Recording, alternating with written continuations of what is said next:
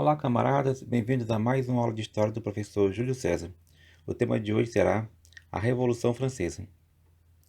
No final do século XVIII, a sociedade francesa estava dividida em estados. Havia o primeiro estado, que era o clero, a Igreja Católica; o segundo estado, a nobreza; o terceiro estado, a burguesia, os camponeses e a população em geral. Acima deles estava o rei.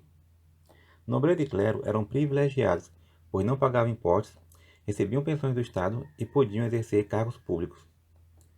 Causa da Revolução: o crescimento demográfico expressivo, a baixa produção agrícola, alta no preço do pão, derrota na Guerra dos Sete Anos contra a Inglaterra, aumento dos impostos para conter a crise.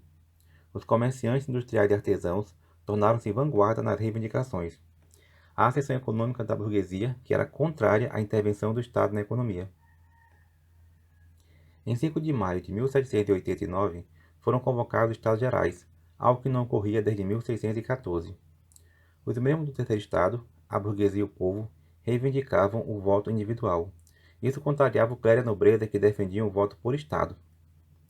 O rei Luís XVI decidiu dissolver a Assembleia. Os representantes do terceiro estado ocuparam o salão de jogos e se declararam em Assembleia Nacional Constituinte. O povo decidiu se armar para enfrentar a repressão do rei. Em 14 de julho de 1789, a população invadiu a fortaleza de Bastilha, prisão símbolo do poder do rei. No interior da França, os camponeses invadiram castelos e mataram vários nobres. Esse período foi chamado de Grande Medo. A queda da Bastilha marcou o início da Revolução Francesa. Entre os agitadores desse período, destacaram-se os sans-culottes. Sans-culottes eram pessoas que usavam calças compridas, diferente da vestimenta dos nobres, que usavam calções até os joelhos, os culottes. A Assembleia Nacional Constituinte. A burguesia lutou por direitos e pelo fim dos privilégios da nobreza e do clero. Foram aprovadas a Declaração dos Direitos do Homem e do Cidadão e a Constituição Civil do Clero. Os bens da Igreja Católica foram confiscados. Os padres foram subordinados ao Estado. Isso gerou inúmeras manifestações de repúdio a essa determinação. Os padres que apoiaram a Revolução foram chamados de juramentados.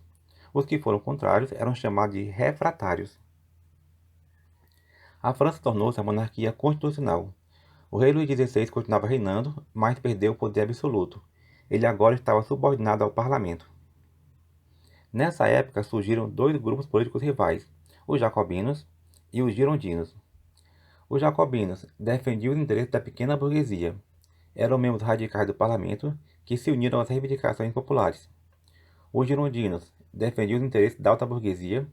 Receberam esse nome porque a maioria de seus membros vinham da região de Gironda. Eles deram origem à expressão direita e esquerda na política, devido ao local onde sentavam no parlamento.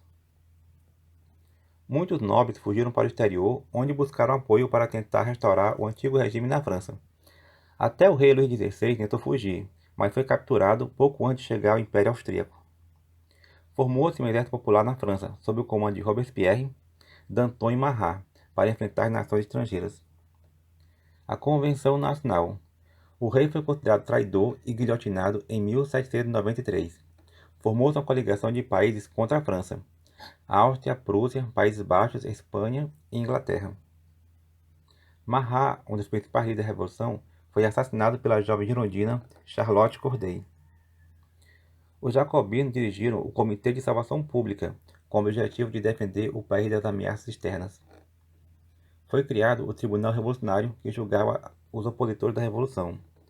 Esse foi o período do terror, onde milhares de pessoas foram guilhotinadas, acusadas de serem inimigas da Revolução. Porém, os jacobinos dividiram-se e a Revolução enfraqueceu. Os radicais defendiam o aprofundamento da Revolução e mais execuções de opositores. Os indulgentes defendiam um freio nas ações radicais e o fim das execuções. O líder jacobino, Robespierre, ordenou a execução dos líderes de ambos os grupos, entre eles Danton, um dos grandes nomes da Revolução. Os girondinos aproveitaram dessa divisão entre os jacobinos e tomaram o poder. O principal líder jacobino, Robespierre, foi executado. Esse foi o golpe do Termidor.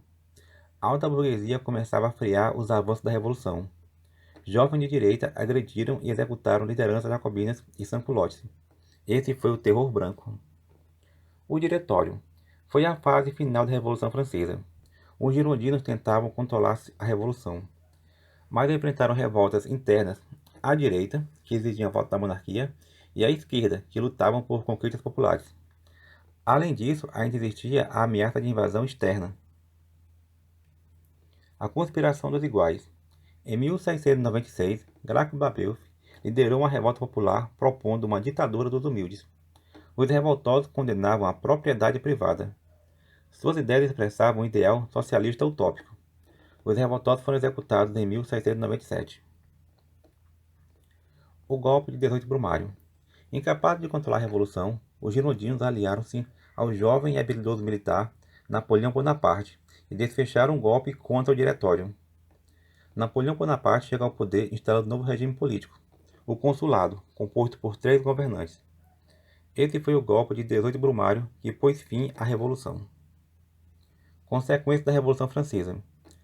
Consolidação do capitalismo na França, fim dos privilégios feudais da nobreza e do clero, propagação dos ideais de liberdade, igualdade e fraternidade, fortaleceu a luta pelos direitos humanos.